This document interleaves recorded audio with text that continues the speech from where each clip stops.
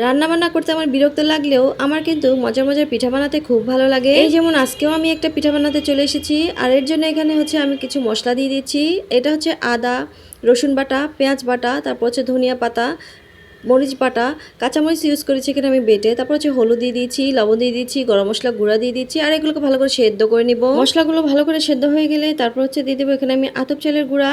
আর এই আতপ চালের গুঁড়া কিন্তু আমি ডিপ ফ্রিজে রেখেছি, আর ডিপ ফ্রিজ থেকে নামিয়ে এটাকে নর্মাল করে নিয়েছি। ডিপ ফ্রিজে চালের গুঁড়া রাখলে কিন্তু ভেজা অনেক দিনই থাকে, অনেক পিঠাই দেখা যায় ভেজা গুঁড়া ছাড়া হয় না।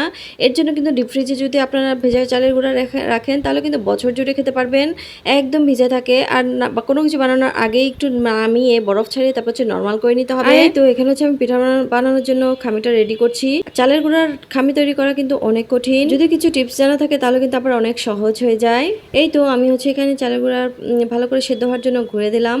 মৃদু তাপে কিন্তু এটাকে ভালো করে সেদ্ধ করে নিতে হবে। ভালো করে সেদ্ধ না হলে কিন্তু চালের গুঁড়ার খামিটা কখনোই পারফেক্ট হবে না। চালের গুঁড়ার ভিতরে কিন্তু পানির পরিমাণটা একটু কম লাগে, আর শুকনো চালের গুঁড়ার মধ্যে কিন্তু পানির পরিমাণ একটু বেশি লাগে। সেই দিকটা খেয়াল রেখে কিন্তু পানি ব্যবহার করতে হয় চালের গুঁড়ার মধ্যে। তো আমি বারবার নাড়াচাড়া দিয়ে হচ্ছে এটাকে ঢেকে ঢেকে আমি এটাকে ভালো করে সেদ্ধ করে নিয়েছি।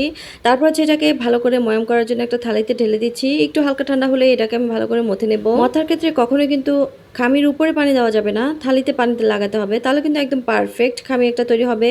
খামির উপরে যদি পানি দেওয়া হয় তাহলে কিন্তু এটা থালির সাথে লেগে থাকে, যার কারণে খামি তৈরি করতে অনেকটা কষ্ট হয়। আর যদি থালির মধ্যে পানি লেপা হয় তাহলে কিন্তু চটচট চলে আসে খামিটা উপর দিক দিয়ে, আর একটা সুন্দর ডো তৈরি হয়। আমি এখানে একটা রুটি বানিয়ে নিচ্ছি, আর এই রুটিটা খুব বেশি মোটাও হবে না, আবার খুব বেশি পাতলাও হবে না। আমাদের এলাকায় এই পিঠাটা কিন্তু অনেক জনপ্রিয়। এই পিঠাটা বিশেষ করে কোরবানির সময় এই পিঠাটা বেশি চলে। মাংসের সাথে খেতে কিন্তু এই পিঠাটা অনেক ভালো লাগে। মাংস ছাড়াও এটা কিন্তু খালি খালি এমনিতেই অনেক টেস্টি। ব্যবহার করার কারণে এখানে কিন্তু সুন্দর একটা স্মেল আসে, যেটার কারণে এই পিঠাটার স্বাদটা কিন্তু অনেক গুণ বেড়ে যায়। দিয়ে রুটি বানানো হয়ে গেলে আমি এখানে কেকের একটা মোল্ড নিয়েছি, আর এই কাপ কেকের মোল্ড দিয়ে আমি হচ্ছে পিঠাগুলো কেটে নিচ্ছি।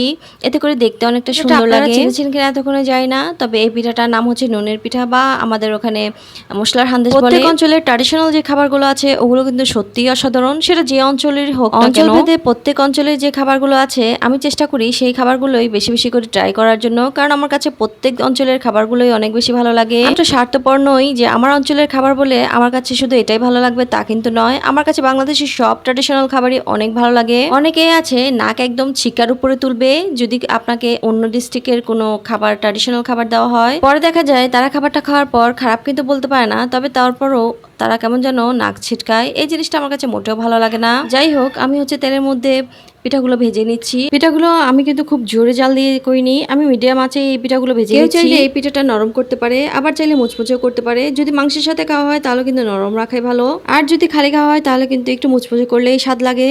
তো আমি হচ্ছে একটু নরমে রেখেছিলাম, কারণ এগুলো আমি মাংস দিয়ে খাবো। আমাদের এলাকায় এই পিঠাটা মূলত নরমই রাখে, কারণ এটা কোরবানির সময় মাংসের সাথে খাওয়া হয়।